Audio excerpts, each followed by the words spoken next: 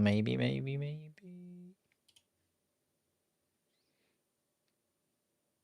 Let's see. Are we live? Hello. Oh, see a few people saying first. People saying hello. How are we doing? We're there. Beautiful. Let me just connect the short stream. Bada bing, bada boom. Sprint qualifying is the order of the day. Yes, it is a sprint weekend, Sarah. Yes, we are live once again. Hello, Josh and Sarah.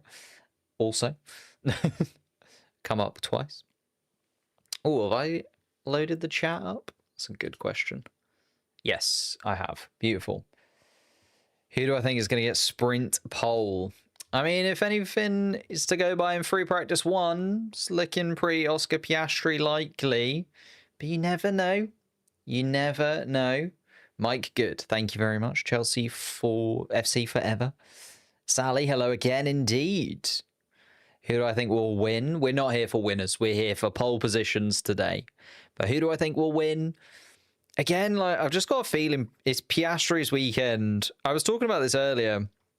Just feels like more of a Piastri circuit. In fact, it feels like a Max Verstappen circuit. But Max Verstappen's Red Bull unlikely to win the Grand Prix, it has to be said. Just considering the form it's been on in recent weekends. But to be fair, if there's one person who's going to be able to do it, it's probably Max Verstappen, isn't it? He will probably find a way. But that's just my general feelings going into the weekend. Pole for Nico Hülkenberg. Or you could be like Finnish Guitar and really just go for it. New to F1, any advice? Just enjoy it. Find drivers that you like. Find a team that you like. Try and pick a few drivers to begin with that you're going to keep an eye on more than the rest. And then eventually you'll be able to expand out and you'll have an encyclopedic knowledge of all of the drivers in every single possible way. Also, controversial, but Drive to Survive is pretty good. Who do I think is going to win the World Drivers' Championship? It's 8 points is not enough, is it? 8 points between the two of them is not enough for me to definitively point at one or the other and say they're going to win, they're not. I think it is going to go all the way down to the final race of the season. I think in Abu Dhabi, in whatever it is, 3, 4, 5 months' time, we're going to be sitting there and going, could go either way. It's going to be down to who gets pole position. It's going to be down to who wins this one. Feel like it is really going to be that tight this season, if I am honest. But I do think that Spa as a sprint race weekend is an interesting one. Obviously the longest circuit on the entire calendar, so doesn't really, in my opinion, sort of lend itself to being shortened down to a third of the distance and then being sprinted through, just because we're not going to get that many laps. I know that there are quite a few overtaking opportunities, and to be fair, in the sprint races, we don't see that many overtakes happen anyway. But I think it will be interesting to see who ends up where and what we kind of get when it comes to that kind of thing. How many laps in the sprint anyway? Ooh, that is a good question. I think it's not many. I want to say like 9 or something. No, it got to be more than that. 12? I should look it up. I'm just guessing. It's 51 in the actual Grand Prix. So then a third of that would be like 15. Hello, Dan No Skill. Dan No Skill's in the chat. Hello, sir. Hello, mate. Advice for newbies: support Williams. Yeah, I suppose they're one of the nicer teams. There's always like quite a lot of positivity around Williams, isn't there, for someone coming into the sport. Also, the fact they've now got Carlos Sainz and Alex Albon is like they got 2 drivers there that are pretty decent and that you can support and not feel bad about because they get quite a lot of love between the two of them. Piece of advice for Ferrari fans: don't Don't choose Ferrari. Don't choose Ferrari. 17. There you go, 17 laps. We'll take your word for it, Sarah. If it's not 17 laps, everyone go to Sarah for their problems with that. McLaren fan? I'm a McLaren fan. Do I think Arvid Lindblad will replace one of the Racing Bull drivers? Seems like it's going that way, doesn't it? He got his super license confirmed. Red Bull put in an exceptional circumstances thing for him to get his super license before he's actually got enough super license points. Oh no, is it but his age? He's only... It's one of the two. It's either he's slightly too young or he hasn't quite got his full super license points. I can't remember which way around it was. But Arvid Lindblad has now been given his super license by the FIA, so can take part in free practice sessions. He can get involved in the team. He can do a lot more running than he would have been able to without it. And he can join the Formula One grid officially. So it certainly could be that Arvid Lindblad is going in that direction to replace one of the RB drivers. At the moment, it's not looking like it's going to be Isaac Hadjar. But then you've got the debate, do you put Isaac Hadjar next to Verstappen? If Verstappen stays at Red Bull, it's all a lot of jigsaw pieces to put in place at Red Bull at the moment. When is it not at Red Bull? They always seem to have a just surplus of drivers, but then none of them in the right places at the right time is always how it seems to go. You know, you look at a few years ago, they had Daniel Ricciardo, Nick de Vries. They've both been given the boot now. Lawson was kind of in the background, but now got the full Red Bull seat, then taken away from the full Red Bull seat. There's a lot of do's and fro's when it comes to the Red Bull higher-ups and who they decide to go where, because I don't think they have much of an idea. But Arvid Lindblad, to be fair, does feel like one of those drivers that will likely be put into the Red Bull stable sooner rather than later, just because of how much they've given him. I think the thing with this, and I was debating making a video about this. We talked about it a little bit during Free Practice 1. The problem that Red Bull really have is, yes, even though they've got that second team, the second team's car is absolutely nothing like the main team's car. So you go into the second team and you go, wow, it looks amazing. You know, he's driving really well. He's putting in performances. He's getting to grips with this car. And then you take him out of this car that is quite nice and quite easy to drive, and you can adapt to your style. And you take them out of that and you put them in a car that is literally solely built for Max Verstappen and can only be driven in one way. Like Yuki Tsunoda was even talking about this at the beginning of the season, where he was like, I'm just having to adapt everything that I've learnt over my 5 years of Formula One experience to completely adapt how I drive to this new car that I'm in. So even if Arvid Lindblad does go into the sister team and then gets his opportunity there, I don't know how much of that experience is like actually applicable to the Red Bull team.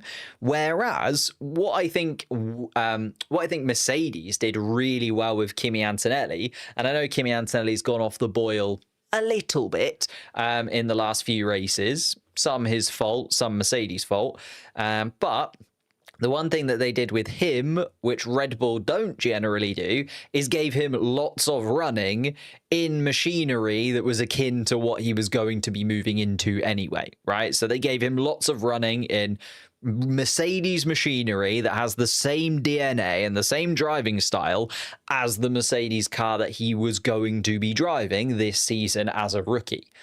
So maybe Red Bull need to do a little bit more of that. You know, Yuki Tsunoda, having said that he was at the sister team for 4 years, only got his first opportunity to drive the main Red Bull team car last year in Abu Dhabi.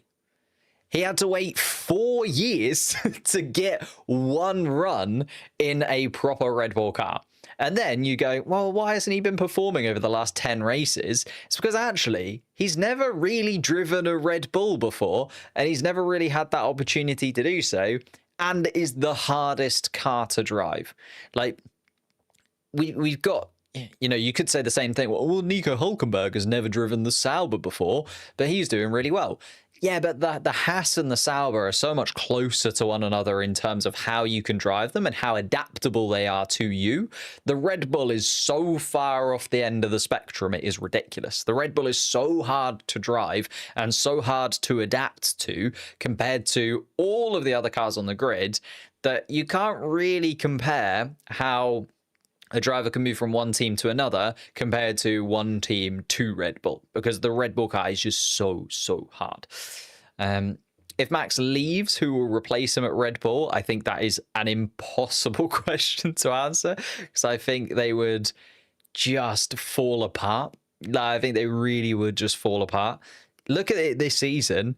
Red Bull would have 7 points without Max Verstappen. Alpine have 19, and they've only got one driver, in all fairness, in Pierre Gasly, but Alpine have 19 points. Red Bull would have 7. I know that you could argue, well, maybe Max Verstappen's points would have gone to the other Red Bull driver, but Liam Lawson wasn't looking overly close to the points when he was in there for just 2 races. So, okay, maybe Red Bull would have 40, 50 points at an absolute maximum, I reckon. Like, even if you gave them Hadjar's points, they still wouldn't be anywhere close to where they are now. Do you genuinely feel like without Max Verstappen, it would be a backmarker team? Not a backmarker team, backmarker Constructors' Championships point scoring, even though the car is actually well capable of podiums and wins, as Max Verstappen has shown. Do I reckon McKees will help bring changes like that? Great question, Dan. Congratulations on 200k, by the way. I think we talked about it during Free Practice 1 when you weren't here. So you can go back and watch me sing your praises if you want there, but I'll say congratulations again. But yeah, McKees, I think the reason that, you know, he's been brought in, you look at the way Formula 1 is going at the moment and the fact that every team at the moment is moving away from having a team principal who is sort of a drivery kind of guy, or like a finance kind of guy. I know Toto Wolff is the exception a little bit here, but you look at all of the other teams, Aya Komatsu versus what Gunther Steiner brought to the team. You look at how McLaren, who are now winning the championship, have got Andrea Stella there, and they've given everything else to Zach Brown to kind of do in the background. I think a lot of teams are moving towards having a real technical team principal, somebody who has worked in the engineering side of things and somebody who really brings that technical knowledge to the team principal role, and then almost sort of splitting the team slightly. I don't think we're going to have any teams like we did maybe 20 years ago, where if you ran the team, you ran everything. Or like Toto Wolff kind of does, although Toto Wolff's very good at delegating his role to other members of the team. But I think we're now looking at team principals that are mechanical, and they are in charge of the car and the day-to-day running at the track. And then a lot of the other things that we used to sort of talk about team principals about, you know, Eddie Jordan was the one, right? The wheeler dealer side of being a team principal and putting together deals. I think that will move away from the team principal role. And I think basically we'll end up with team principals who, yeah, Wheatley and Binotto is a really, really good good example of that, Flaps. Thank you for that. Yeah, you look at how Sauber or Audi, they've come into the sport. They're going to be new to it next year, but they've completely reworked how the dynamic of that team is going to then be moving forwards. And they've given Jonathan Wheatley the running of the team. He's, you know, the technical guy. He's been at Red Bull for a very long time. He understands that side of things. And then you've got on the other side, you've got Binotto, who's then running sort of the beyond. Although Binotto has a lot of mechanical understanding as well. So both of those, you could argue, have a lot of inside knowledge of being on the track. But yeah, going back to what I was saying about Eddie Jordan was known for being a team principal, but first and foremost being the guy that was getting the deals through the door, that was making the money behind the scenes. I think they're just going to move away from that. And you're going to have teams split up in more of that fashion, akin to what McLaren have been doing, I think. McLaren is setting the standard now. You know, Alpine, when they recently rejigged their when they recently rejigged their entire setup before rejigging their entire setup before rejigging their entire setup. But when they did, they went down that route as well, and they sort of said, well, they copied the McLaren setup. They said, right, we're going to have 3 or 4 heads of different mechanical parts of the car. We're going to split it up, and then they've managed to sort of put that in one way or another. It's not gone amazingly for Alpine, but I think that's outside of the team's fault a lot of the time. Also sponsors, yeah, it was the money boy. It was the money side of things, and I think you needed that. You needed the team principal needed to bring that, and Toto Wolff kind of brings that for Mercedes, right? Still, but I think Toto Wolff is now the only team principal, I would say, that doesn't have any mechanical. I know that he was a driver, but he doesn't have any technical mechanical experience, I don't think. I might be wrong, but I think he's the only one now. Just trying to run through them in my head and actually make sure that I'm right there. I think I'm right there. What's my favorite livery? Change of pace, love that. Shall we move towards, I think will the quali standings, if we pop it up, there you go. There's the free practice standings for you. If you did miss free practice, Piastri was quickest, Verstappen second quickest, Norris third fastest. And the Alonso Stroll Aston Martin pair, best of the rest. But I think it's going to be weird because we're going to see a lot of medium tyre running, obviously, now during sprint qualifying. But then in the real qualifying, you'll obviously be able to use the soft compound tyre at this point. And the soft is an additional step softer. So actually, if we have a look at this, you'll notice normally the tyres run in order. So normally we have the hard as the C1, then a C2 medium, and a C3 soft. Pirelli have decided to mix it up a little bit. And they have actually, instead of it being sequential, we've got the C1 hard.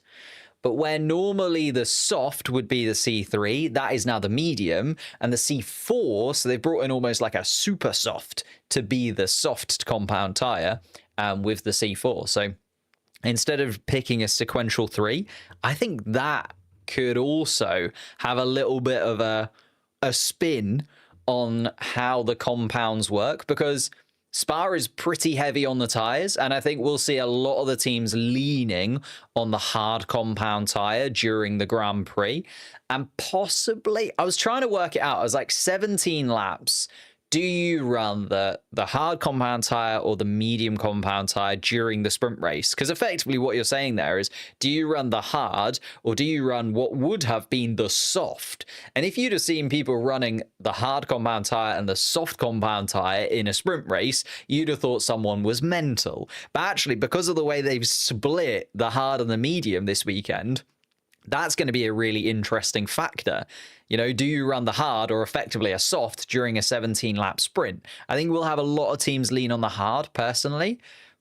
But if people do go for the medium, or maybe the medium does become the standard, then we have a real interesting battle when it comes to the race, because you're assuming, again, the hard and the medium is going to be the race tyres. And how do you balance those two, especially on a sprint where you have got to use a lot of those tyres, especially if it isn't raining, and it's currently still not raining. We're expecting a bit more rain over the course of the weekend. We are expecting more rain, to be fair, towards the sort of latter stages of the racing weekend. But I think it could be quite a curveball, and maybe an underplayed curveball. I haven't heard too many people talking about it in depth, or at least on the Sky Sports coverage. They haven't sort of gone into that detail about the tyres, but it is generally a pretty stressful track for the tyres. It's not ridiculously like abrasive or anything like that, but super high speed corners and a lot of things going wrong there. But that could be interesting. The tyre separation. Cannot remember what I was doing. C1 seems very slow. Be able to pull off one stopper. Exactly, Daniel. Like that's the back and forth, I think. But then do you want to be running a soft compound tyre in the race? A lot of them go against that idea, right? You don't really want to be running the soft compound tyre in the race, because that always just seems like a bad idea. You never know. Oh, actually, does anyone want to do me a favor and make sure that the stream is working over on Twitch? Because we're trialing now that we're in the new house. We've got better internet. I'm trying to see whether I can run YouTube and Twitch at the same time. But I don't think I've seen yet anybody in the chat from Twitch. Because I think it's going to be a slow build. It's back to day one. It's back to when we started doing these streams 3 years ago. And we had like 4 viewers. I think the Twitch is going to be in that realm. We're going to just like 3 or 4 viewers chugging it along. I hope we can see what happens. Well, actually, I probably should change it to like sport, right? Sports. Done.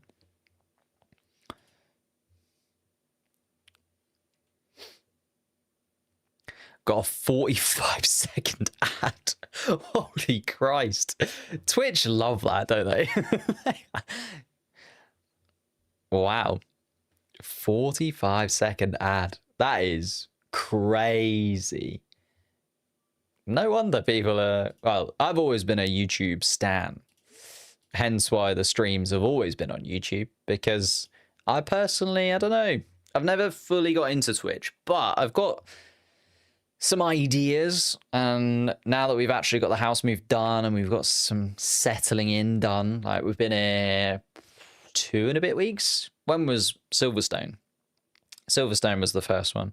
Like Silverstone, I was still moving things in that day. Like I was painting walls at the same time. Slightly behind, but it works. That's fine. It might be slightly behind, but people won't notice. Unless you've got both streams open, you probably wouldn't notice that it's slightly behind. But thank you for that, guys. Appreciate it. You can follow us over on Twitch now. We've had that set up for ages, but I've never had the internet capabilities to be able to do it. Now, we hopefully do. He crosses his fingers.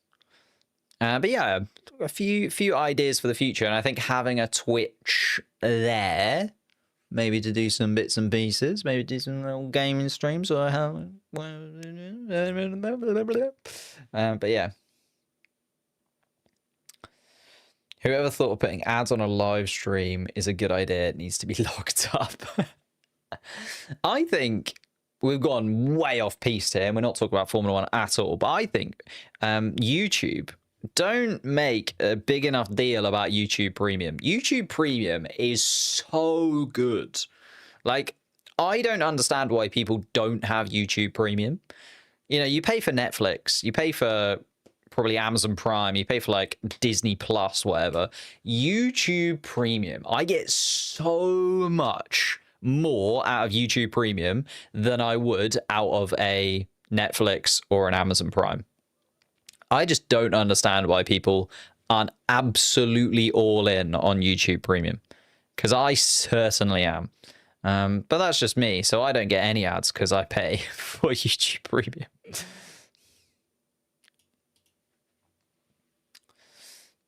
How's the weather? Looking stable at the moment. No rain currently. In fact, I can show you on the detailed board. Top right, top left for you, in fact. Humidity, 57%. Pressure, 968.7 MB. Millibar, gonna go for.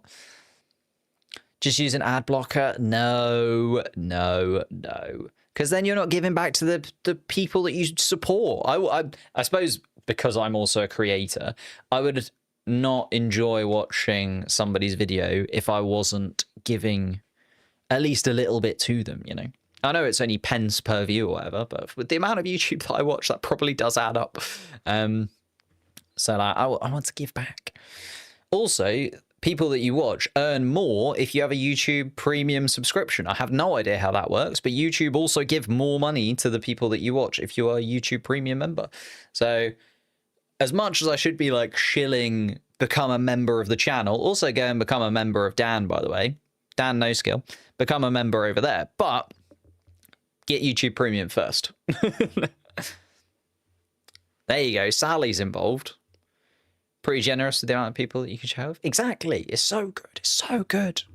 Anyway, I don't know why YouTube don't sort of advertise it more. Seems like a very, very small part of YouTube's like advertisement is to do with YouTube Premium. They never really go on about it, but you'd think they'd want to push it quite more. There you go. It just means that you don't get any ads.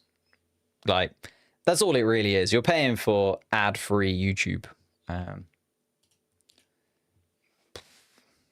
But that, for me anyway, is well worth the additional little boost of money. But we are about 5 minutes away from sprint qualifying now. As we just said, medium compound tyre onto soft compound tyre, so C3 onto C4. Generally speaking, I think we're looking at bottom 5 drivers. Who's going to go out in Q1? That's the prediction that we need to be making right now.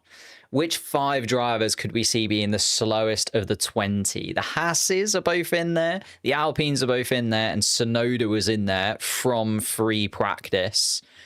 I don't know if I can see Gasly dropping down in the bottom 5. Just does not seem like...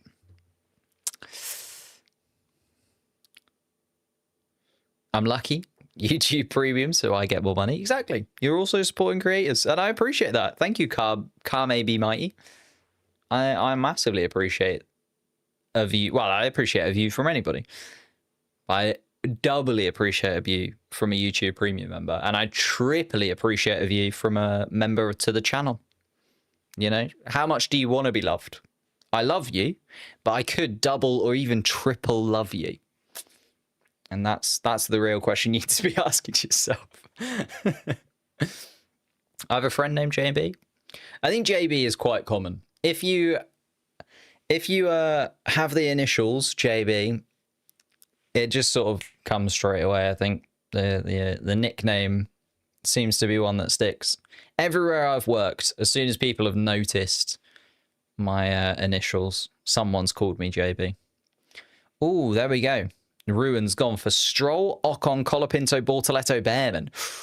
That is harsh on Bortoleto and Behrman, I think. But I can understand it. Neither... No Tsunoda in there. Where do you think Tsunoda's going to come? Tsunoda's really struggled getting into the top 10.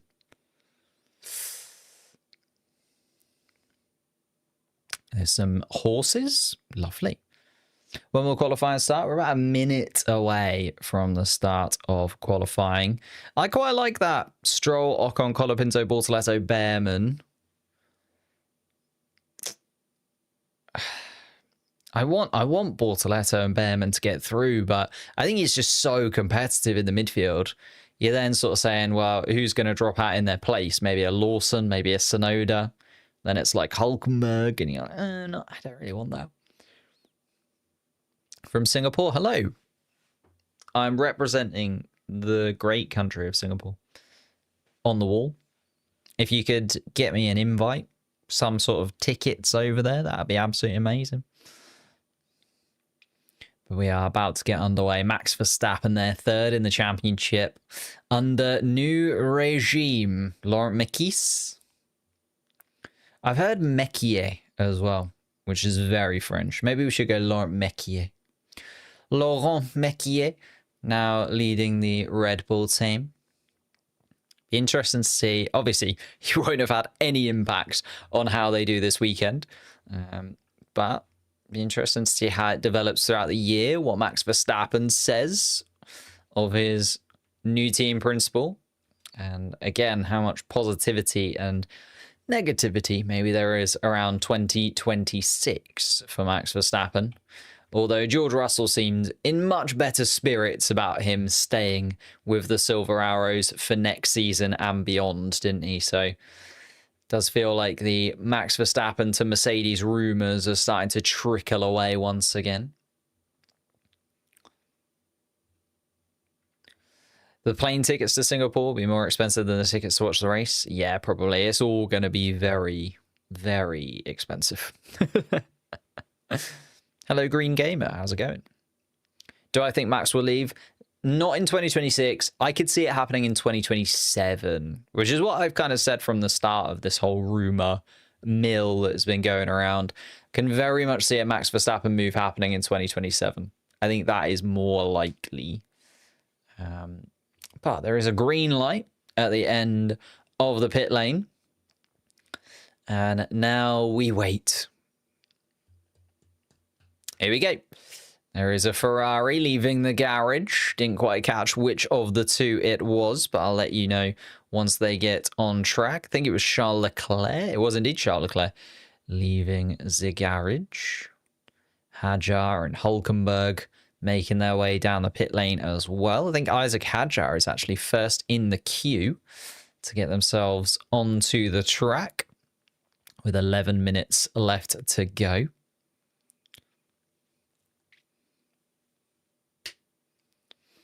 Bortoletto making their way out to Hulkenberg and Lawson. Ocon joining them.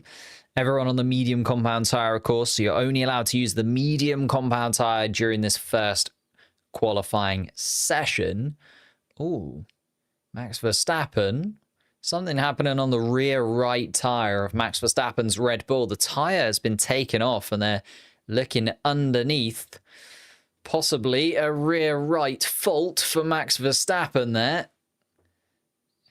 Trying to sort something out. They've only got 10 minutes on the clock, and obviously Max Verstappen needs to get out there well before the 10 minutes mark is closed. They are rushing around inside of that Red Bull garage to try and get that fixed. I'll keep you updated on that. Gasly, Antonelli, and Russell have also made their way out. The two Williams cars joining the queue in the pit lane. Considering we saw Charles Leclerc coming out of the garage, I suppose it's because they're all the way down that end of the pits. But we saw Charles Leclerc coming out of the garage fairly early, but has had to join the queue. Ooh, and Hulkenberg. Is that going to be an unsafe release? Liam Lawson and Nico Hulkenberg under investigation, but it was Hulkenberg at fault. Possibly an unsafe release there for the Stake Sauber team. We'll have to wait and see, though, because these unsafe releases, especially during qualifying, are sort of 50-50. You often see cars just butting in where they can to make sure that they are released into the correct, or what they deem the correct position in the queue. Sainz and Albon are indeed out, though. Isaac Hadjar is going to be the first driver to set a flying lap time. It's just coming up towards turn 2, turn 3, turn 4. And Eau Rouge being the... He's just the most mesmerizing part of any Formula 1 track, I think. That uphill, all you can see from the inside of the cockpit. Like, I love when they show the driver's POV, because all you can just see is the sky, and then suddenly a racetrack appears in front of you as you hit turn 4. And you've that straight all the way down, DRS wide open towards turn 5, then the chicane, and then turn 5, 6, 7, 8, 9 is probably one of the most technical parts of any Formula 1 circuit as well. So it really does test you, Spa-Francorchamps, and there's a reason it is an absolute classic of the Formula 1 calendar. Charles Leclerc and Lewis Hamilton, I'm also just having a little look at, because they were towards the back end of the pack. Carlos Sainz getting out of the way of Isaac Hadjar. Hadjar being outdone. Esteban Ocon quickest in the first sector of anybody, and by a considerable margin. The first driver into the 29-second first sectors is Esteban Ocon. Russell and Leclerc have started their flying lap. Max Verstappen is making his way out. Oh no, sorry, he is out. He's making his way towards turn 5. Who's that making their way out? It's Fernando Alonso. Don't know how I got those two models, but there you are. Nico Hulkenberg second across the line and second fastest overall at 1:43.2 for the recent podium position man.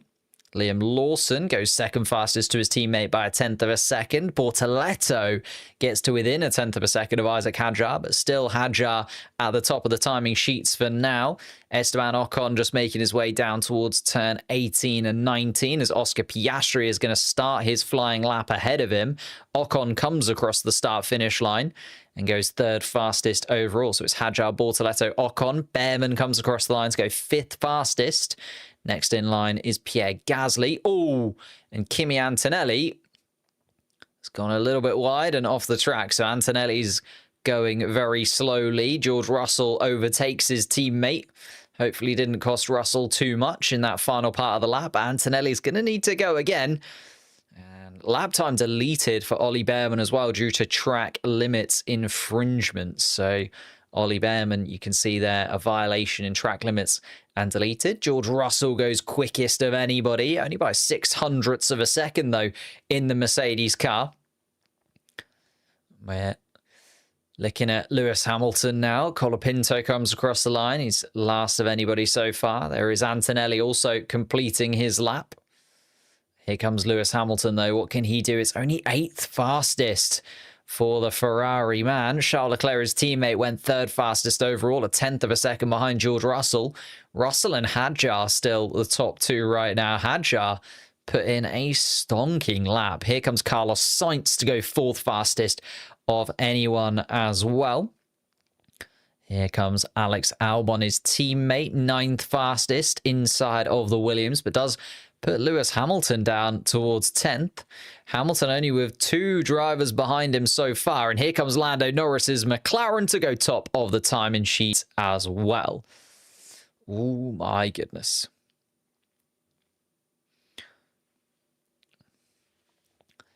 Oh, George Russell. And Russell complaining that he lost a lot of time because of the gravel from his teammate. Piastri a 141.7. Lando Norris 0.3 of a second off, have completely rejigged what we see as a good lap time. George Russell, who was fastest, now 0.8 of a second off the pace. Max Verstappen completes his middle sector. He's a couple attempts off Oscar Piastri as well, so likely to slot into that 2nd or 3rd place here, Max Verstappen, depending on how that final sector goes. Yuki Tsunoda is a 2nd off the pace, though, as he comes through the middle part of the lap. We are looking at Lance Stroll and Fernando Alonso still yet to have finished a flying lap time. Kimi Antonelli is actually going slow, so I think building up to a final flying lap again. It's going to be tight, though, for Kimi Antonelli. Also, Lewis Hamilton under pressure from the sort of top teams, you would say, at the moment. Yuki Tsunoda comes across the line to go 11th fastest as well. So Tsunoda also under pressure, you would say, considering Antonelli, Stroll, Alonso, Behrman yet to set lap times. Behrman's deleted. Antonelli's also deleted, although wasn't very quick anyway. Here comes Lance Stroll to go 6th fastest of anybody so far. The Aston Martin actually looking pretty solid overall. Fernando Alonso looks to be doing better than his teammate, and does. Fernando Alonso goes 4th fastest. 4th and 7th for the Aston Martin pair then, as they come across the line last of the big pack. George Russell and Isaac Hadjar have made their way into the pits. So is Bortoleto, Lawson and Hulkenberg. Behrman in the pits also. Just seeing the cars running around now. Kimi Antonelli has come across the start-finish line to start another flying lap. Cannot afford another mistake. Neither can Lewis Hamilton. Hamilton now down in 16th spot with the 2 Alpines joining him there. Ollie Behrman, no time set either. Oh, and something on Ollie Behrman's rear left tyre by the looks of things. That won't help with the grip that he needs around this very, very tight circuit where every corner is a real task.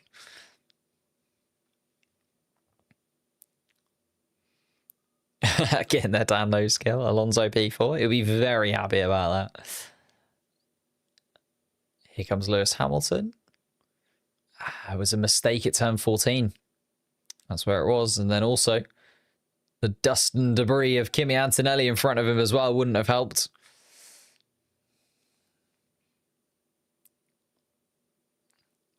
Piastri and Norris have come into the pits. So has Max Verstappen. So our top 3 unlikely to run again. Everybody else out on track. Tsunoda is going to be first across the start-finish line of the pack that is out there, but Stroll, Leclerc, Antonelli, Alonso, Colapinto, Gasly, Hamilton, Ocon, Russell, Sainz, Hadjar, Albon, Behrman, Lawson, Hulkenberg, and Bortoletto all out on track at the moment as it stands. Here comes Yuki Tsunoda to start his flying lap time then.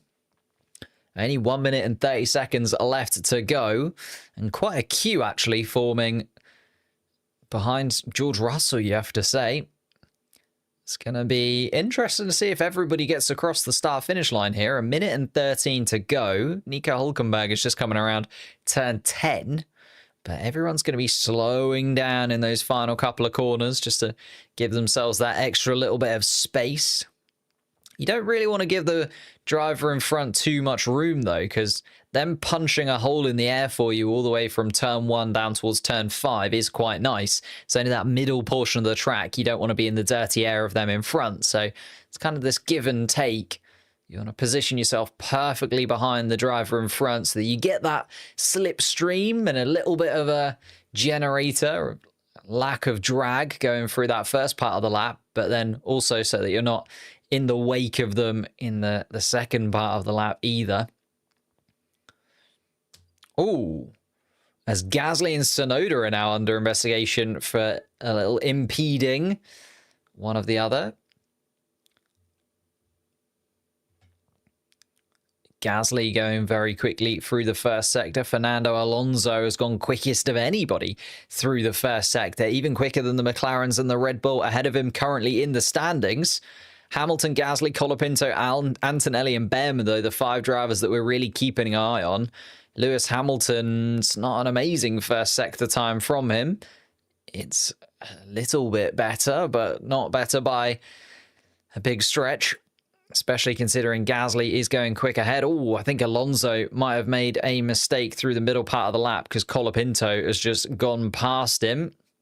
So Alonso possibly gone a little bit awry there.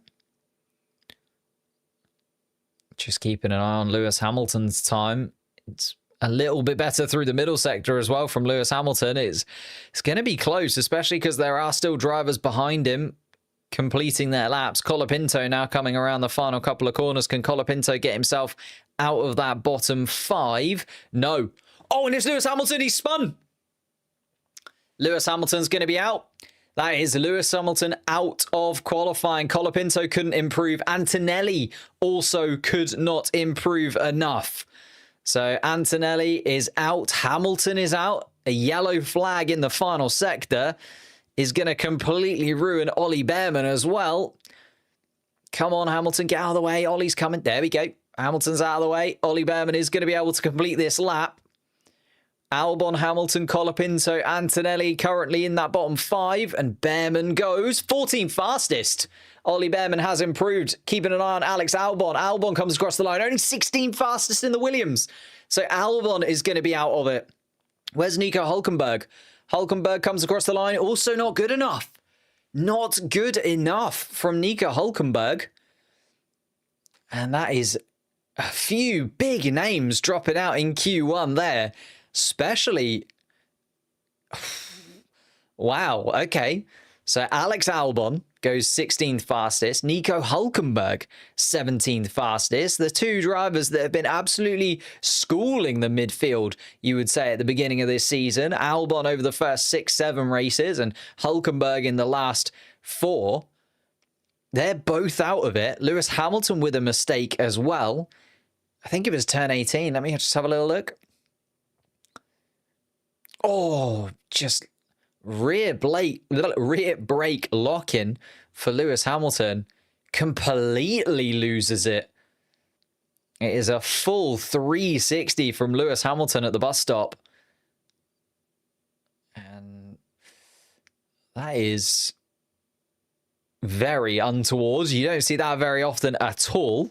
Colapinto then also not quick enough in the Alpine, but Antonelli just messed up both of his laps. Big mistake on the first laps. Slightly smaller, but still significant mistake on the second lap. Also kind of ran into Lewis Hamilton as well. And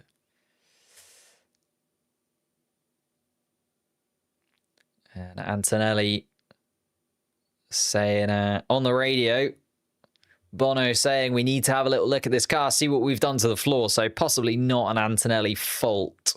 Maybe something that Mercedes were trying with the floor, risking it because it's only a sprint qualifying session versus maybe making some subtle changes for the full qualifying to come tomorrow. We'll have to wait and see, but Antonelli is indeed out.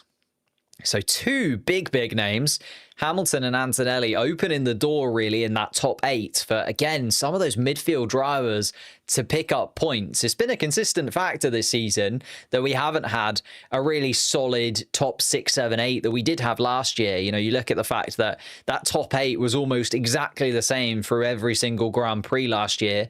Now we have a real change when it comes to that top 8.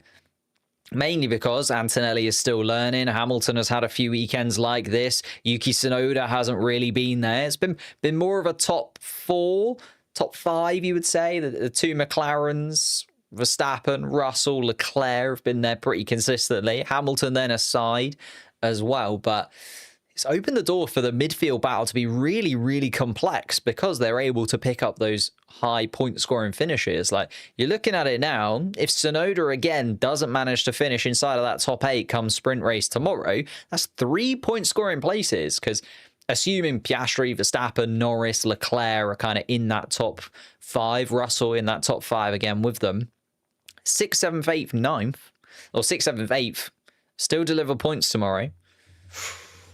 Who's going to be in there? Hadjar, Stroll's there at the minute. Alonso's up in that top 8 as well. Will it be Aston Martin's day? During the 5-car battle between Maldonado, Gutierrez, Sittel, De Resta and Hulkenberg for P11. What are you on about? I've missed some context there. Only one of those drivers is still on the grid, right? Although Adrian Sittel now has the record for the most Grand Prix without a podium. Although, it depends how you see it, right? I think now that Nico Hulkenberg has got that podium, that record should be taken away from him. Right? You can't have the record for the most races without a podium once you've got a podium. It's kind of gone now. So I think that gets given to Adrian Sittel now. And there's nothing you can do about it, because Adrian Sittel has not been a Formula 1 driver for a very long time.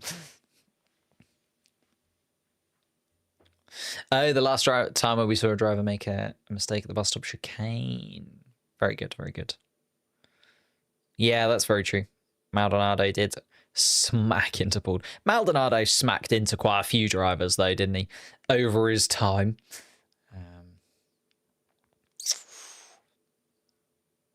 Yeah, that was Antonelli's big spin. Mid-corner as well. Maybe it was just something not quite set up on that car right. Because it does feel like he just hasn't got the confidence in it. And then there's a slight hesitation, and during that hesitation, it then spins completely. And looking at Hamilton's lap. This was his initial lap. Yeah. Gets a little bit too much curb maybe, and then a little snap when the grip released. Also then has to get past Kimi Antonelli too. But the bus stop chicane mistake is the one that is so unlike Hamilton, one, and secondarily just not really something that you see often. No pass to Maldonado slander. I'm sorry, Dan. I'm sorry, Dan. I apologize. He is a race winner, so should put respect on his name. Yeah, Spain 2012.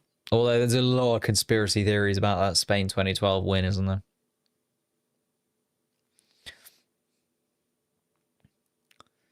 There's a lot of investigations, actually. Should we have a little look? How many of these investigations are just going to after the session? So Hulkenberg and Lawson, for Hulkenberg's unsafe release, was a no. They're all the investigation instant involving Gasly, Russell, Antonelli, Tsunoda, Sainz, Hadjar, Albon will be investigated after the session. It's going to be the race director's instructions, isn't it? Maximum delta time, always is.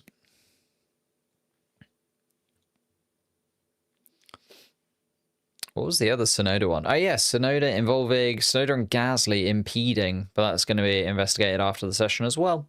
So the two things that actually happened in the pit lane incident and the Sonoda Gasly incident, neither of those looking like anything's going to happen. The Gasly Sonoda one will be looked at after the session. Hamilton is out, and we see him there wandering down towards the weighing machine. And out of this session. Remember, won a sprint race earlier on in the year, Lewis Hamilton. He won the Chinese sprint. Just does not feel like there's been that many positives. Does not feel like that really happened, does it, with Lewis Hamilton?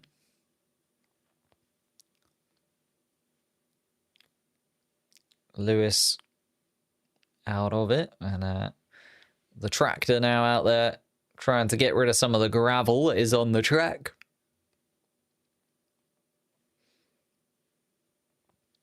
All of Hamilton's podiums this year were only from sprints. Very true. Very true. Although Charles Leclerc's only been on the podium 4 times from 12 races, right? So it's not like Ferrari have been absolutely storming it and Lewis Hamilton should have been on the podium a lot more than he has. It's just been generally that Lewis Hamilton and Charles Leclerc haven't really been in contention for it. I think Hamilton has finished second 2 or 3 times, though. Fourth. He's finished 4th 2 or 3 times. So that might play a role when you're sort of looking at Hamilton's season so far. What's my favourite F1 track? I think that'll suffice. I'll just stand and point for a moment, and there we are.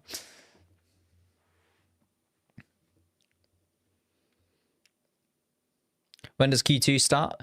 We're a couple of minutes away. They have decided to send out the tractor to try and get rid of some of the gravel that Kimi Antonelli brought onto the track. So it's just been delayed by a couple of minutes. But there you go. Track clear, sector 15. Estimated time of SQ start is in 2 minutes' time. Also, I've just realised that this is actually creeping underneath, isn't it? Understeer at turn 18 for Nico Hülkenberg and oversteer at turn 19. So struggling inside of that car was Nico Hülkenberg and out of the session. So again, something for them to be thinking about going into next. I was going to say next time, but it's tomorrow, the next qualifying session.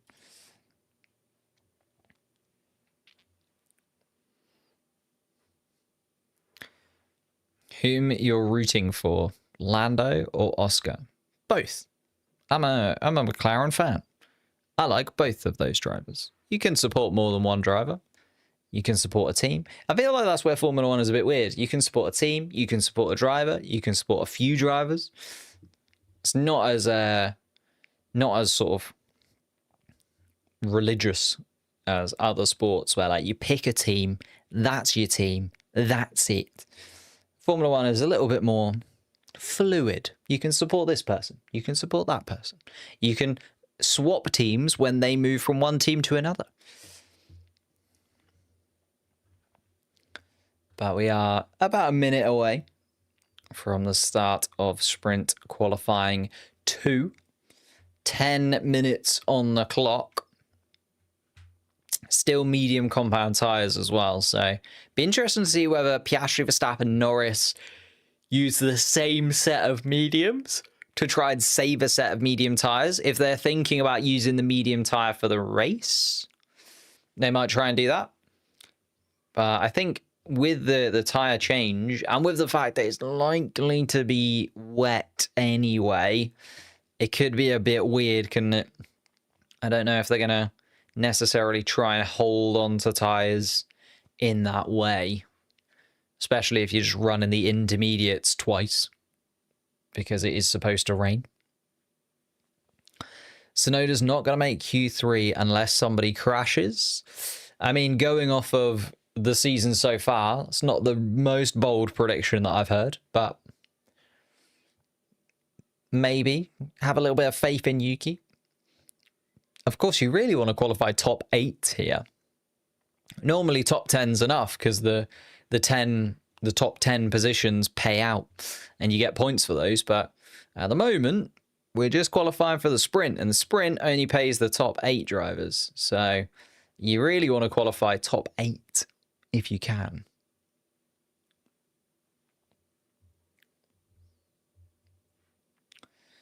Love to see Bortoletto finding his feet in the kick sour now. It is great, actually. Bortoletto was one of those drivers coming into this year that I was really excited about. I think just because, you know, during the time that I've sort of really watched Formula One with a bit more, you know, since starting this channel, I've definitely taken even more of an interest in Formula One than I did beforehand. But then also I've followed a lot more Formula 3 and Formula 2. And the fact that, you know, in the couple of years, or the 3 or so years that I've been doing the channel, Bortoletto was winning Formula 3 and then winning Formula 2 in back-to-back of those. Very, very excited to see what he can do. And I think, yeah, he's now starting to click just that little bit better with the car. Disappointing that he's only really got 1 point score finish from the last 4 Grand Prix. Because I think he scored 4 points, but in the same time, Nico Hülkenberg scored 31. So there's still a lot to learn, and there's still some steps that I think he does need to be making, but we'll have to wait.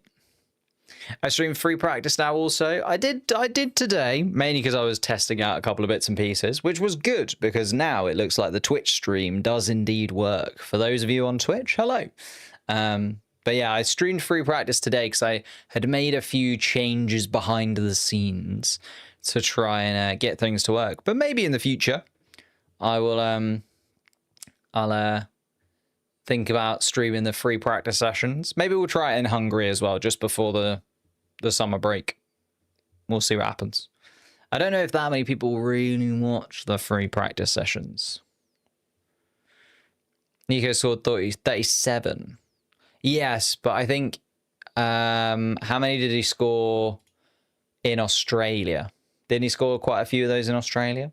Am I wrong? I might be wrong, but I'm pretty sure he scored a good chunk of those in Australia. I want to say 6 of those in Australia.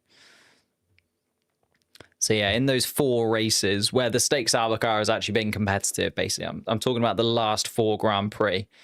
So yeah, 31 for Nico, 4 for Bortoletto since Spain. That's where it's kind of gone.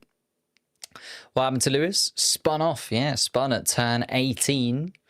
And didn't get a banker lap in either. So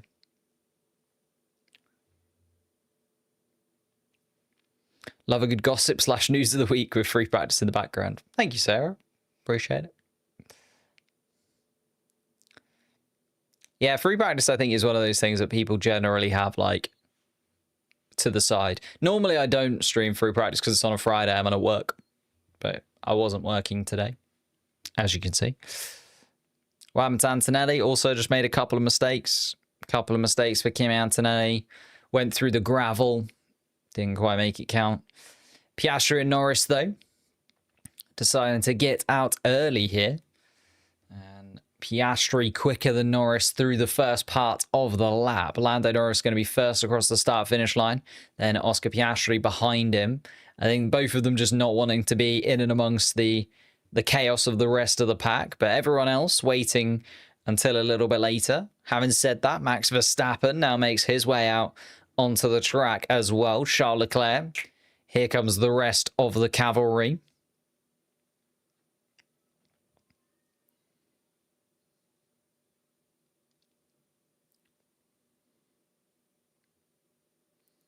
What happens in free practice? I mean, it's fairly self-explanatory. They are free to practice however they would like. They get an hour of track time, and the cars can do whatever they want, really, within that hour. So you can do a long run if you want to do a bit of practice for the race. You can do some short runs on soft compound tyres if you want to do a little bit of qualifying practice. You just sort of see a mixture of cars doing various things. Piastri 4/10 of a second quicker than Lando Norris, though, through those first 2 laps. And Piastri quicker in every single sector, I think tells us the story so far. Of course, they are on the medium tyre, though. That is the one turn that we... Oh, Piastri lap time deleted. Turn 4.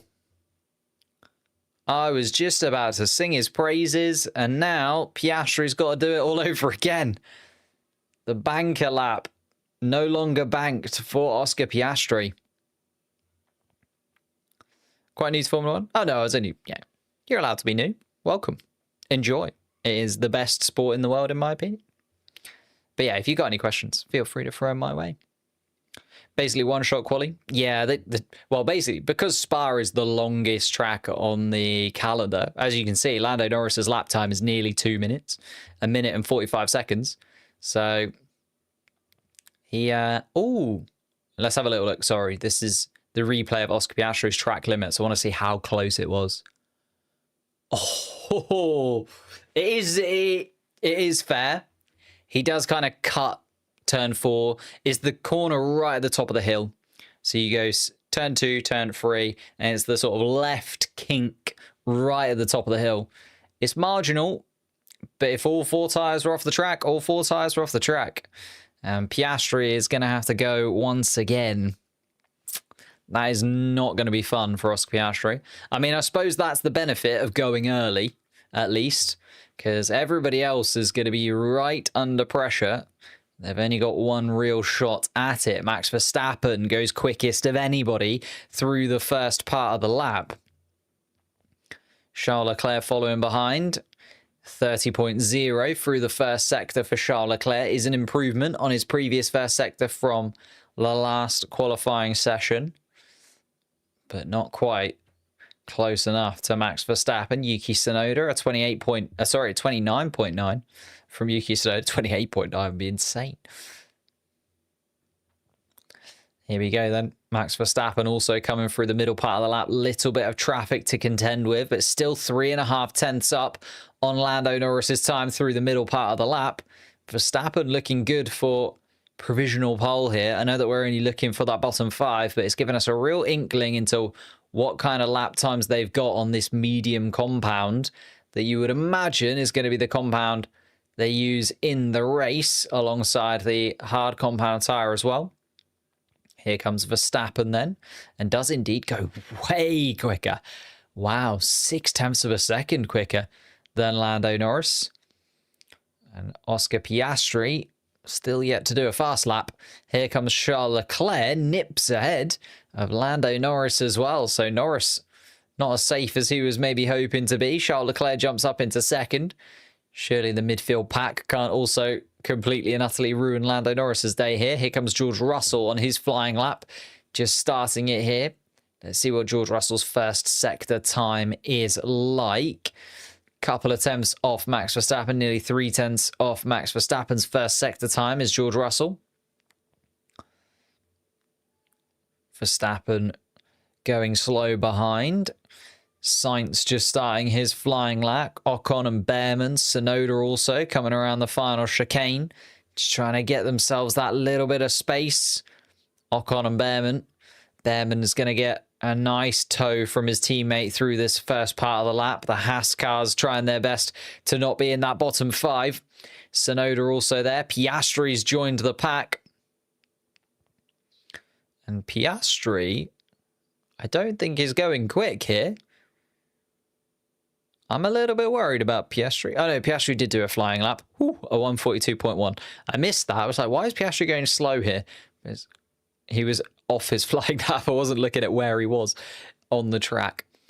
George Russell improved in the middle sector as well. Here comes Isaac Hadjar, who's 3.5 tenths off Max Verstappen's time through the middle sector as well.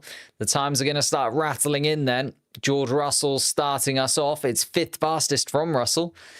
Yeah, it goes quicker than Tsunoda's time, although Tsunoda not really a respective time. But lower than the top 4 right now. Verstappen still quickest from Leclerc, Piastri and Norris. Here comes Lance Stroll. Stroll goes 6th fastest. Isaac Hadjar and Liam Lawson are side by side in this. Hadjar goes third fastest in the RB, almost guaranteeing himself a place in the top 10. Liam Lawson also fifth fastest, quicker than Lando Norris through there. Liam Lawson. Fernando Alonso, 8th fastest, putting Yuki Tsunoda in a lot of trouble here. Here comes Carlos Sainz to go 3rd fastest of anybody. Sainz absolutely flying across the start-finish line. Here comes Esteban Ocon to go 3rd fastest as well. Ocon goes quicker than Carlos Sainz. Let's put George Russell in 10th place as Ollie Behrman also comes across the line to go 4th fastest. Here comes Yuki Tsunoda to go 10th. George Russell's going to be out here. Is George Russell on a lap? Gabriel Bortoleto goes 4th fastest. Oh my goodness me. They are finding lap time like crazy. Lando Norris is improving through the middle part of the lap. He's 10th fastest at the moment is Lando. Gasly has put him into the bottom 5. So Norris, Tsunoda, Russell, Alonso and Stroll all down there at the moment. Lando Norris needs to improve. There's pressure on him. He's coming through the final couple of corners. He doesn't spin like Hamilton did. He's going to come across the line. He's going to be safe. Is Lando Norris to go fastest of anybody. That's how you turn on the heat, isn't it? Lando Norris, top of the timing sheets. Puts Liam Lawson into the bottom 5. Wow. Lawson, Tsunoda, Russell, Alonso, Stroll. Both of the Aston Martins down there after it looked like they were having a good start to the weekend in free practice. And George Russell is out. That is both Mercedes cars out. Hamilton, Antonelli and Russell out of the big teams already out. Yuki Tsunoda you could throw in there as well. That's opened up four spots in the top 8 for those midfield drivers to get into. This is going to be one of the best qualified sessions we've had so far this year. And it's only for a sprint. It's annoying it's only for a sprint, but it's only for a sprint. This is one of the best qualifying sessions that we've got. Because it has opened the door massively. You're assuming Norris, Verstappen, Leclerc, Piastri are going to be your top 4. Fair enough. But then 5th, 6th, 7th, 8th, 9th, 10th could be anybody. And there's 4-point scoring positions there. 5th, 6th, 7th and 8th all play points for tomorrow's sprint race. And especially if you've got those midfield cars in there. So I think the problem that you've got in sprint races at the moment is when the top 8 is just the top 8, 2 McLarens, 2 Ferraris, 2 Mercedes, 2 Red Bulls. Like when the sprint is like that, or when it has been like that in the past, the points differential, like gaining the additional 1 point by getting 1 place up, isn't really worth it for those cars that are right at the top end. Those cars that are scoring 200 points, 300 points throughout the season. For the guys down towards the bottom, you look at Ocon, Bortoleto, Gasly, Behrman, Sainz, Hadjar. This is going to be really, really important to where they are in the standings and how the rest of their season plays out. Because 2 or 3 point swing here and there can make a huge difference to your final position in the standings and can make a huge difference in the constructors as well. So this is going to be a very, very interesting final part to qualifying. And especially because we're on the soft compound tyre as well, which we saw a little bit of running of the soft compound tyre in free practice, but we haven't seen the soft compound tyre yet in this qualifying. So it really has opened the door for this to be a very, very entertaining final part of qualifying. You need to stick with us. You need to stick with us. It is going to be very tight indeed. Yeah, 8 different teams in SQ3. The only team has both of the cars through is McLaren, right? And the only team that has 2 drivers out... Oh, no, sorry. It can't be. It's got to be 7, right? Because we've got... Oh, no, sorry. 2 Aston Martins are out. 2 Mercedes are out. Everyone else has at least 1 driver left in. Ooh. Big difference in points awarded.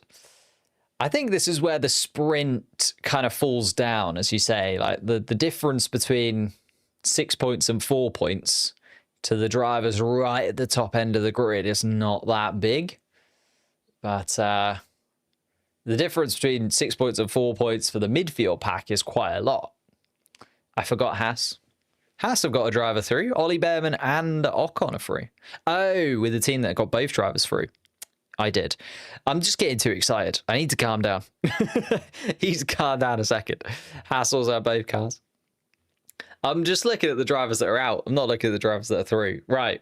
Let's get into it. Norris through. Verstappen through. Leclerc through. Ocon through. Bortoletto through. Gasly through.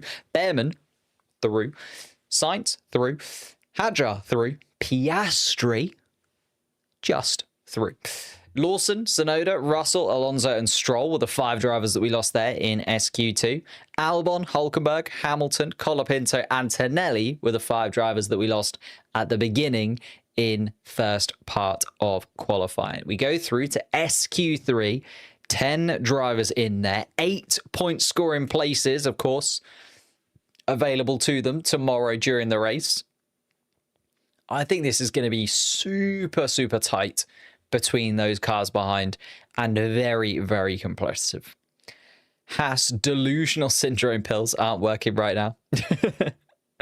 Haas have been good. Haas have just been under the radar good this season, I think is the thing. They haven't quite been the fastest team. You know, they haven't been blowing people out of the water like Albon did or Hulkenberg did at various points. But they also haven't been like horrendously slow at any point. You know, Haas have just been getting it done week after week, little by little. And now the chickens are coming home to roost. Both of them through.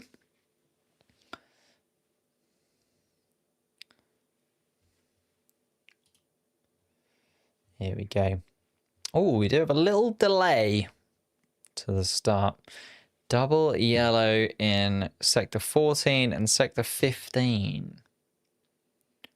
Do you have a little delay to the start of SQ3?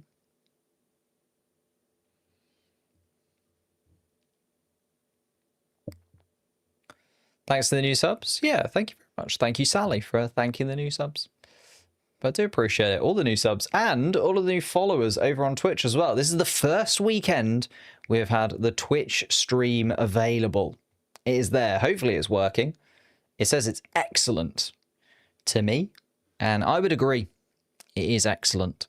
But yeah, if you want to follow us over on Twitch as well, because we're going to be adding in some Twitch bits and pieces. I've just got a few ideas that I don't think really work for the YouTube side of things. Especially if I want to just kick back and relax and play a game and have a chat with you guys. I feel like Twitch is going to be additional streams over there. Here and there. Oh, George Russell.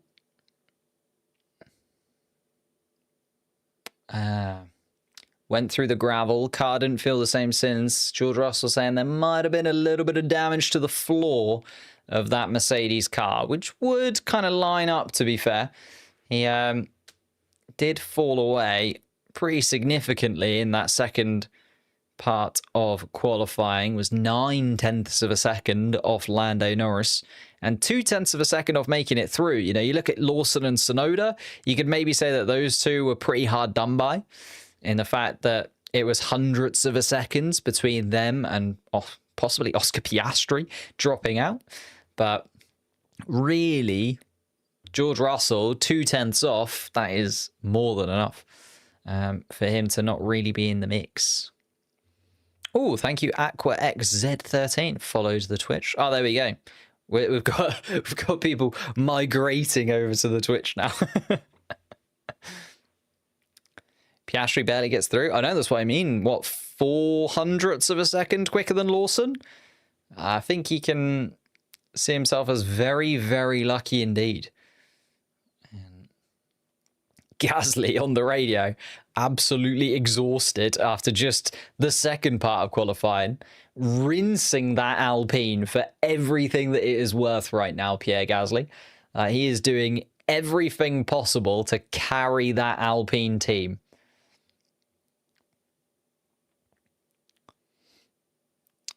Twitch allows me to watch my screen turned off on mobile. That is a very good point. Twitch is very good for that. I don't know why YouTube doesn't do the sort of nested screen But yeah, Twitch does, which is pretty nice. And Twitch, you can more listen to it as more of a podcast. So if you wanted to have it as more of a radio and like lock your screen, you can do that on Twitch too. Which was my thought process behind also allowing you guys to watch on Twitch. The problem was I had to wait until I'd moved house because I'd cancelled my Wi-Fi for my old house, then got told I wasn't moving, so I had to reinstate the Wi-Fi for a little bit, but I got worse Wi-Fi for that, like, however many months, 2-3 months, so then I couldn't do it. But now we've moved, it's all sorted, we're there, and we can do it over on Twitch too. So Twitch is an option.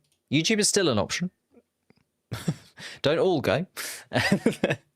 As I see an inflection of followed the Twitch channel there. I wonder if we could get to like 1,000 followers on Twitch by the end of the year. I think that would be the goal, right? 1,000 followers on Twitch. That would be like more than enough for me to be like, makes sense, worth doing. Also, if you go on Twitch, then you can become a subscriber over on Twitch, and then you get it ad-free, right? So that's kind of worth. If you've got any Amazon... Here we go. Any Amazon Prime people. If you've got Amazon Prime, you can subscribe over on the Twitch using Twitch Prime, and then it doesn't really cost you anything. You get one free subscription per month with Amazon Prime. And it supports me. Think about that, guys. Think about the possibilities. Gasly P6, that's what I mean. He's absolutely rinsing that Alpine car. Like, the lap times that he is putting in, qualifying more so than the races, but I think that's just because the race pace of the Alpine isn't there for him to use. Like, you can rinse a car for 2-3 laps. It's hard to rinse a car for 50 odd and still be able to sort of perform to that level. But Gasly has been so quick. So good. Franco is losing his seat soon. Yeah, another 19th place for Franco Colapinto is not the way he wants it to be. Yuki Tsunoda also down in 12th place. Of course, he'll be fairly happy though, because Mikie is a big fan of Tsunoda. They worked very closely together during his time at RB. The 10 races he's had at Red Bull haven't been amazing. It's not off to an incredible start under Laurent. But Tsunoda hopefully will get a bit of positivity from the fact that Laurent has come into the team. Fun fact, this is Mercedes' first season without world champions. Oh, that is a fun fact. Yeah, because Schumacher, then Hamilton and Rosberg, although Rosberg only for like, what was it, a month before he then retired. Then Hamilton all the way through. Ooh. Wow, there you go.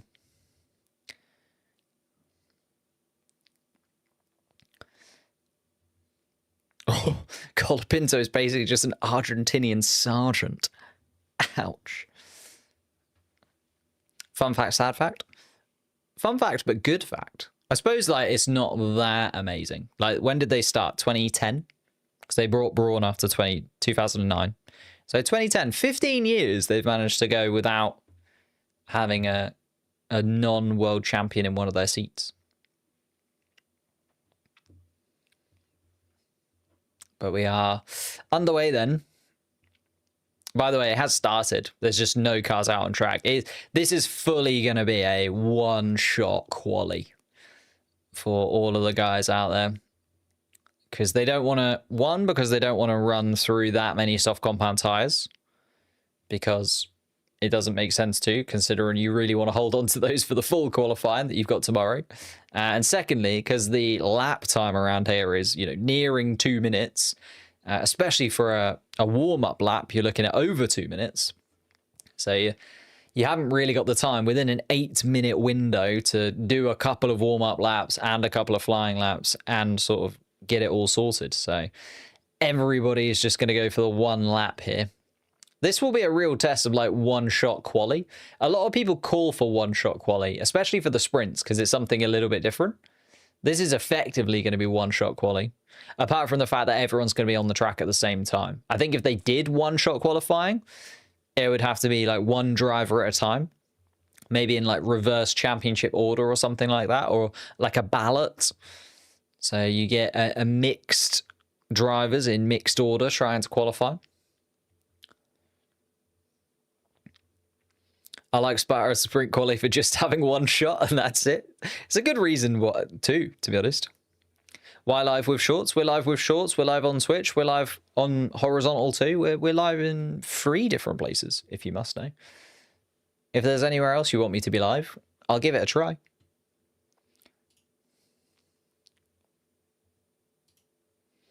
But it is going to be that 1 lap shootout that we are looking at. Checo signed with Cadillac, not officially, but there's a lot of rumors about sort of Checo. There's a lot of rumors about Bottas. There was a lot of talk about, you know, whether or not they'd be able to get an IndyCar driver in there. Looking less likely now. I think maybe they want some Formula One experience, but they might go for an Indy guy at some point. But I'm really excited to see the cars out on track. Can we get some cars now, please? We are 5 minutes until the end of this qualifying session. Why is nobody on track? Because they're just waiting. Basically, this is going to be a one-shot quali. It is not worth you being out on track right now because the track is just going to evolve in front of you. The track is still getting warmer, I think, so they're waiting for the track to be as warm as possible. Basically, you want to be as late as possible to the party in this one. Having said that, we might see the current World Championship leader, Oscar Piastri. Tyres are on the floor. Tyre blankets are off. We've got a McLaren out in the pit lane. We've got 2 McLarens out in the pit lane. And a Verstappen. And a Ferrari of Charles Leclerc. They're all coming now. Here we go.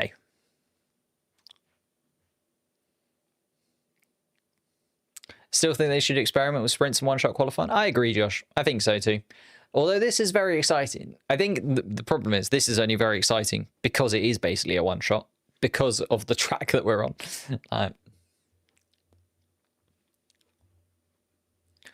Yeah, no time at all. This is a one and done. You have got no banker laps here.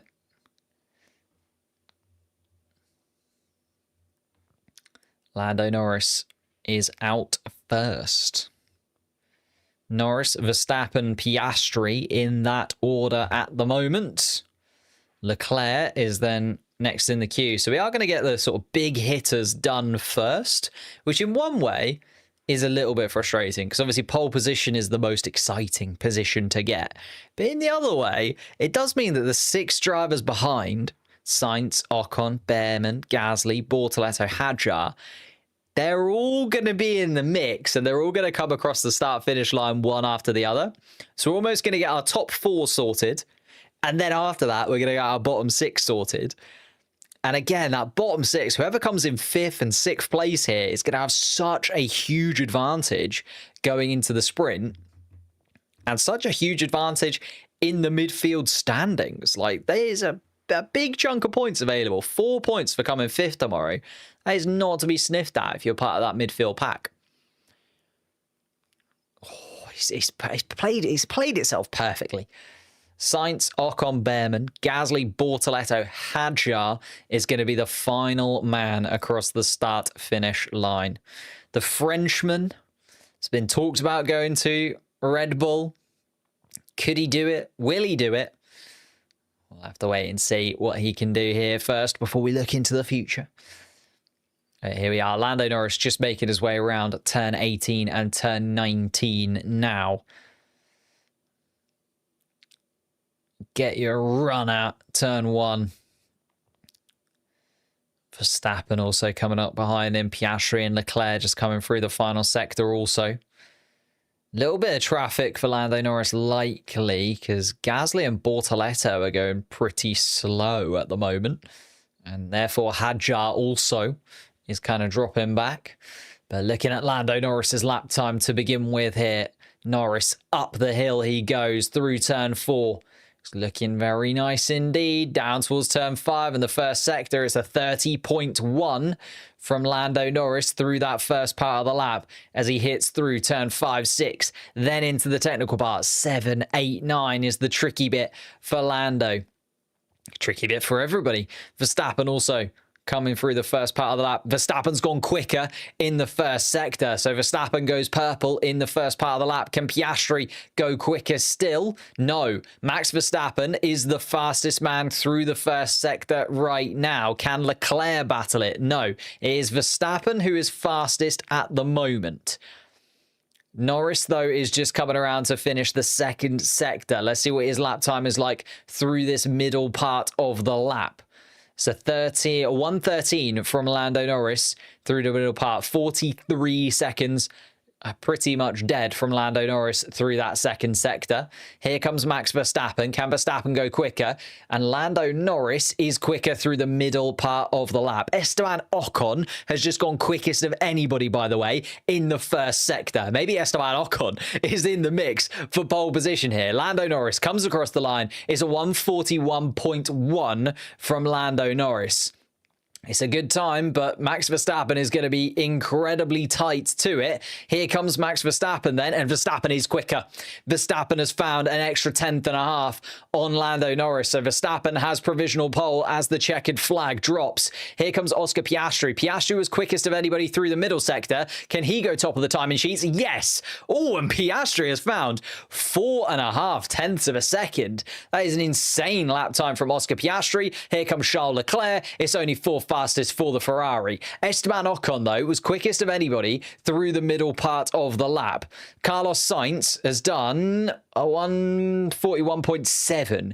Here comes Ocon and Behrman then. Can Ocon and Behrman outdo Carlos Sainz? Yes, Ocon goes 5th fastest. He's a second off Oscar Piastri's time. Ollie Behrman, though, is behind Carlos Sainz. So is Ocon, Sainz, Behrman right now. Gasly is going to be next across the line. Then Gabriel Bortoletto. Isaac Hadjar is going to be last. Here comes Pierre Gasly then, round the final couple of corners. What's Gasly's lap time looking like? He's pretty swift through the middle part of the lap. It's Pierre Gasly. He's going to go 8th fastest, though. He's lost a 10th or 2 in the final part of the lap. Here comes Gabriel Bortoletto to go 9th fastest. So only Isaac Hadjar can displace Esteban Ocon as best of the rest. And he goes 9th fastest in the RB. So Esteban Ocon, take a bow. Fastest of anybody through the first sector, Esteban Ocon, and also a 5th place start. So both of the Hasses are going to start inside of the points tomorrow. Carlos Sainz is going to start in 6th. Pierre Gasly is going to be in the final point scoring place. Isaac Hadjar and Gabriel Bortoletto are going to start 9th and 10th. Really was a rookie run down there. Behrman, Hadjar, Bortoletto, all in that final part of qualifying ahead. Well, Hadjar and Bortoletto ahead of their more experienced teammates. Oscar Piastri takes pole position for the sprint race tomorrow then. We will be live for the sprint race tomorrow. Don't you worry. Make sure you subscribe to the channel or you're following over on Twitch so that you don't miss it. Max Verstappen is going to start beside him in 2nd. Lando Norris, his championship rival, is going to be on the 2nd row of the grid just behind him in 3rd. Charles Leclerc in 4th. Ocon starts inside of the point scoring places. He'll be 5th. Carlos Sainz 6th. Ollie Behrman 7th. And Pierre Gasly in 8th place to round out the point scoring starters. Of course, though, the sprint race could go any which way, especially if there is a bit of rain or drizzle to mix into proceedings tomorrow. Hadjar and Bortoletto will start 9th and 10th just outside of the point scoring places. We lost Liam Lawson, Yuki Tsunoda, George Russell, Fernando Alonso and Lance Stroll in Q2 in that order, starting 11th through 15th.